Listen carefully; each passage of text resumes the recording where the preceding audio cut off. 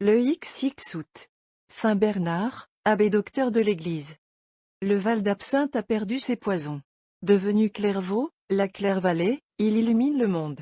De tous les points de l'horizon, les abeilles vigilantes y sont attirées par le miel du rocher qui déborde en sa solitude. Le regard de Marie s'est abaissé sur ces collines sauvages.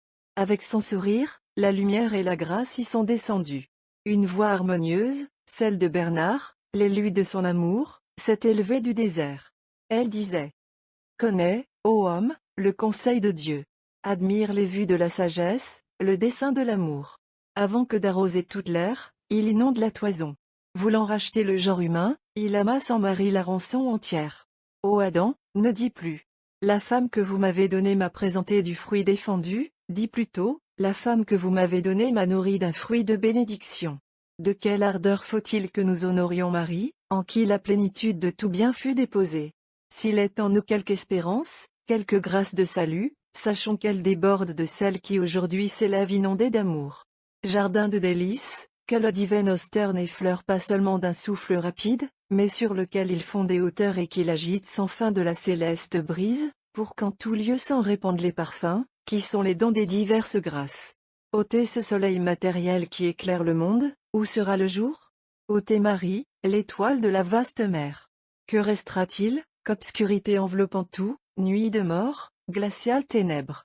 Donc, par toutes les fibres de nos cœurs, par tous les amours de notre âme, par tout l'élan de nos aspirations, vénérons Marie, car c'est la volonté de celui qui a voulu que nous eussions tout par elle. Ainsi parlait ce moine dont l'éloquence, nourrie, comme il le disait, parmi les hêtres et les chênes des forêts, ne savait que répandre sur les plaies de son temps le vin et l'huile des Écritures. En 1113, âgé de 22 ans, Bernard aborda sitôt dans la beauté de son adolescence mûrie déjà pour les grands combats. 15 ans s'étaient écoulés depuis le 21 mars 1098, où Robert de Molesme avait créé entre Dijon et Beaune le désert nouveau. Issu du passé en la fête même du patriarche des moines, la fondation récente ne se réclamait que de l'observance littérale de la règle précieuse donnée par lui au monde. Pourtant l'infirmité du siècle se refusait à reconnaître, dans l'effrayante austérité des derniers venus de la grande famille, l'inspiration du très saint code où la discrétion règne en souveraine, le caractère de l'école accessible à tous, où Benoît espérait ne rien établir de rigoureux ni de trop pénible. Service du Seigneur. Sous le gouvernement d'Étienne Harding, successeur d'Albéric qui lui-même avait remplacé Robert, la petite communauté partie de Molesme allait s'éteignant, sans espoir humain de remplir ses vides, quand l'arrivée du descendant des seigneurs de Fontaine, entouré des 30 compagnons sa première conquête, fit éclater la vie où déjà s'étendait la mort. Réjouis-toi, stérile qui n'enfantait pas. Voilà que vont se multiplier les fils de la délaissée. La Ferté, fondée cette année même dans le Chalonnais, voit après elle Pontigny s'établir près d'Auxerre, en attendant que diocèse de Langres, Clairvaux et Morimont viennent compléter, dans l'année 1115, le quaternaire glorieux des filles de Cîteaux qui, avec leur mère, produiront partout des rejetons sans nombre. Bientôt, 1119, la charte de charité va consacrer l'existence de l'ordre cistercien dans l'Église. L'arbre planté 6 siècles plus tôt au sommet du Cassin, montre une fois de plus au monde qu'à tous les âges il s'est orné de nouvelles branches qui, sans être la tige, vivent de sa sève et sont la gloire de l'arbre entier. Durant les mois de son noviciat cependant, Bernard a tellement dompté la nature, que l'homme intérieur vit seul en lui. L'essence de son propre corps lui demeure comme étranger. Par un excès toutefois qu'il se reprochera, la rigueur déployée dans le but d'obtenir un résultat si désirable a ruiné ce corps, indispensable auxiliaire de tout mortel dans le service de ses frères et de Dieu. Heureux coupable, que le ciel se chargera d'excuser lui-même magnifiquement. Mais le miracle, sur lequel tous ne peuvent ni ne doivent compter, pourra seul le soutenir désormais dans l'accomplissement de la mission qui l'attend. Bernard est ardent pour Dieu comme d'autres le sont pour leur passion. Vous voulez apprendre de moi, s'écrie-t-il dans un de ses premiers ouvrages, pourquoi et comment il faut aimer Dieu. Et moi, je vous réponds. La raison d'aimer Dieu, c'est Dieu même, la mesure de l'aimer, c'est de l'aimer sans mesure. Quelles délices furent les siennes à Cîteaux, dans le secret de la face du Seigneur. Lorsque, après 2 ans, il quitta ce séjour béni pour fonder Clairvaux, ce fut la sortie du paradis. Moins fait pour converser avec les hommes qu'avec les anges, il commença, nous dit son historien, par être l'épreuve de ceux qu'il devait conduire, tant son langage était d'en haut, tant ses exigences de perfection dépassaient la force même de ses forts d'Israël, tant son étonnement se manifestait douloureux à la révélation des infirmités qui sont la part de toute chair. Outrance de l'amour, eussent dit nos anciens, qui lui réservaient d'autres surprises. Mais l'Esprit Saint veillait sur le vase d'élection appelé à porter devant les peuples et les rois le nom du Seigneur. La divine charité qui consumait cette âme, lui fit comprendre, avec leur dur contraste, les deux objets inséparables de l'amour, Dieu, dont la bonté en fournit le motif, l'homme, dont la misère en est l'exercice éprouvant. Selon la remarque naïve de Guillaume de Saint-Thierry, son disciple et ami, Bernard réapprit l'art de vivre avec les humains. Il se pénétra des admirables recommandations du législateur des moines, quand il dit de l'abbé établi sur ses frères, dans les corrections mêmes, qu'il agisse avec prudence et sans excès, de crainte qu'en voulant trop racler la rouille, le vase ne se brise. En imposant les travaux, qu'il use de discernement et de modération, se rappelant la discrétion du saint patriarche Jacob, qui disait, « Si je fatigue mes troupeaux en les faisant trop marcher, ils périront tous en un jour. » Faisant donc son profit de cet exemple et autres semblables sur la discrétion, qui est la mère des vertus, qu'il tempère tellement toutes choses que les forts désirent faire davantage, et que les faibles ne se découragent pas. En recevant ce que le psalmiste appelle l'intelligence de la misère du pauvre, Bernard sentit son cœur déborder de la tendresse de Dieu pour les racheter du sang divin. Il n'effraya plus les humbles.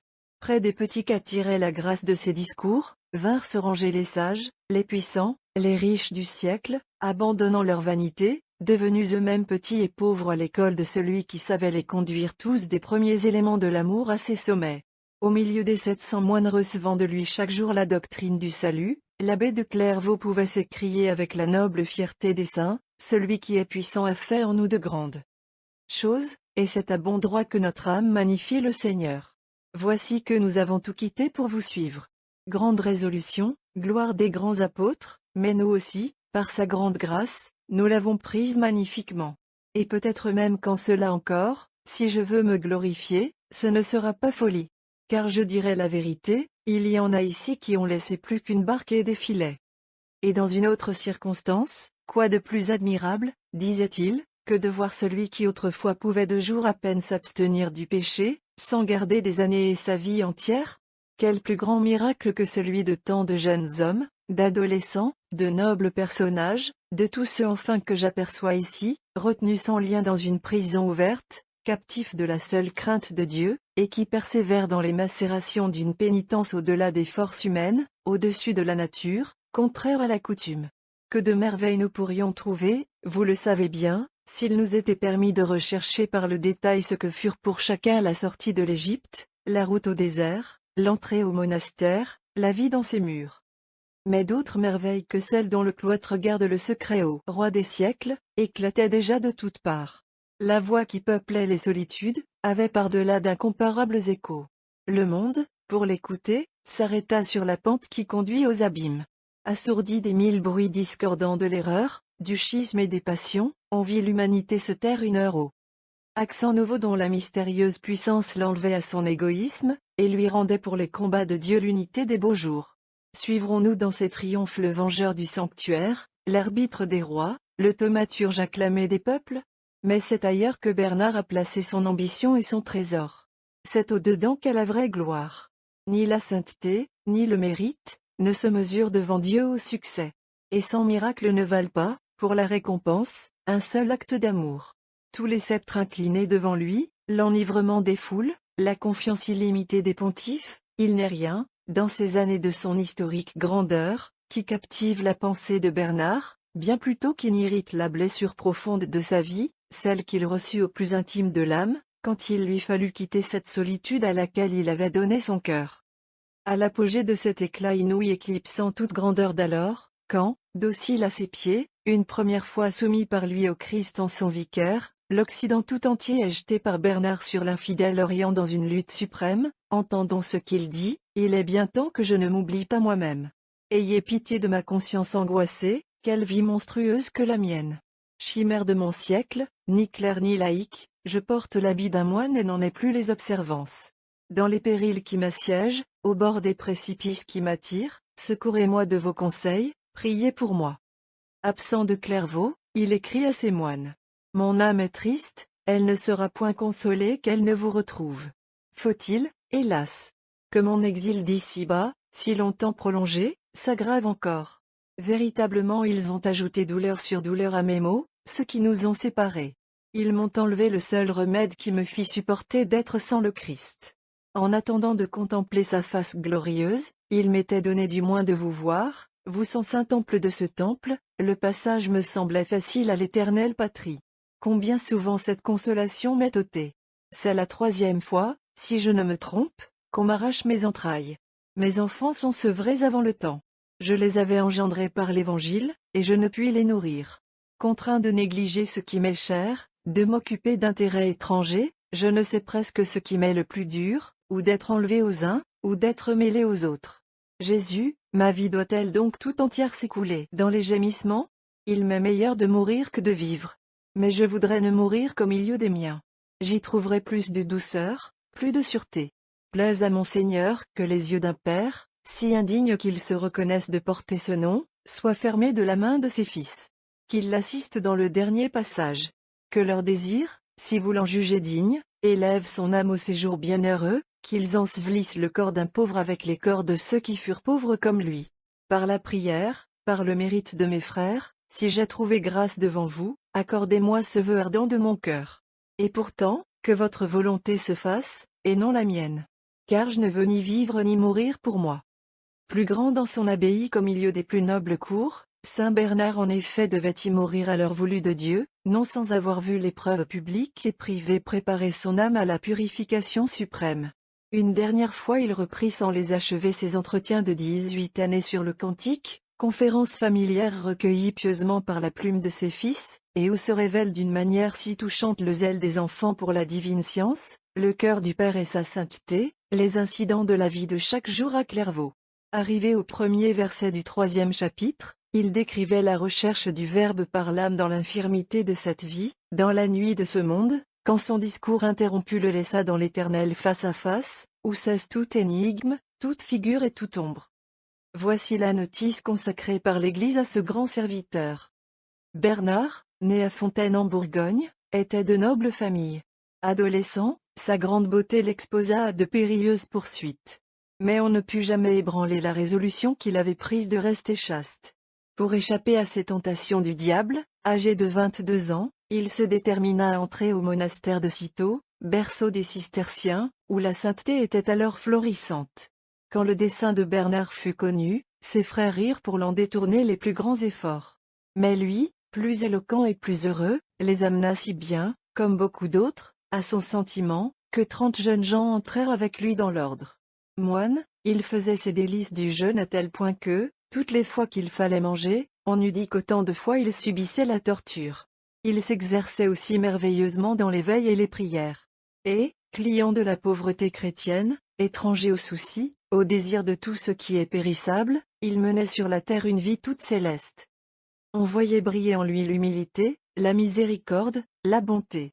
La contemplation l'absorbait tellement que, sauf pour les offices de la piété où sa prudence était singulière, c'est à peine si on eût dit qu'il avait des sens. Prévenu de cet amour, il refusa les évêchés de Gênes, de Milan, et d'autres qu'on lui offrait, se déclarant indigne d'une si grande charge. Abbé de Clairvaux, il bâtit des monastères en beaucoup de lieux, et la vie sainte, la discipline qu'il avait établie, y demeurèrent longtemps en vigueur. À Rome, le monastère des saints Vincent et Anastase ayant été relevé par le pape Innocent II, Bernard mit à sa tête pour abbé celui qui fut plus tard le souverain pontife Eugène III, auquel il envoya son livre de la Considération. Il écrivit beaucoup d'autres ouvrages encore, où il apparaît bien que sa science était plutôt un don de Dieu que le fruit du travail. Si grande était la renommée de ses vertus, que les plus hauts princes le priaient de prononcer dans leurs différends. Il dut aussi s'employer dans les affaires de l'Église, et faire plusieurs fois le voyage d'Italie. Ainsi fut-il d'un grand secours au souverain pontife Innocent II pour détruire le schisme de Pierre de Léon, tant auprès de l'empereur et de Henri d'Angleterre, qu'au concile assemblé à Pise. Il s'endormit enfin dans le Seigneur, âgé de 63 ans. Illustre par ses miracles, le pape Alexandre III le mit au nombre des saints. Depuis, le souverain pontife Pie VIII, ayant pris l'avis de la congrégation des rites sacrés, a déclaré et confirmé saint Bernard docteur de l'Église universelle, enjoignant à tous de réciter la messe et l'office des docteurs au jour de sa fête, et accordant pour chaque année une indulgence plénière perpétuelle à ceux qui visiteraient au dit jour les églises des cisterciens. Offrons à saint Bernard cet hymne aux naïves allusions, bien digne de lui pour la suavité gracieuse avec laquelle elle chante ses grandeurs. Hymne. Mont qui jadis laissiez le lait s'échapper des rochers, disparaissez au loin. Disparaissez, collines dont les pentes autrefois répandaient le miel en ruisseaux. Israël, cesse de vanter l'antique manne par le monde. Voici quelqu'un de qui le cœur verse des flots plus doux que le lait, de qui la bouche épand des ondes rivales du miel, nulle manne plus suave que cette noble bouche, que ce grand cœur. Vous demandez d'où prend sa source un lait de si grande abondance, d'où provient le rayon d'où se distille un miel de telle suavité, d'où pareille manne a pris naissance, d'où coule enfin tant de douceur. La pluie de lait, c'est la Vierge Mère qui du ciel l'a répandue. Les flots de miel ont leur origine dans la gueule d'un lion mort. Les forêts, la solitude voisine des deux, ont produit la manne. Ô Bernard, ô docteur enrichi d'en haut de tels dons, versez sur nous la rosée de ce lait, de ce miel.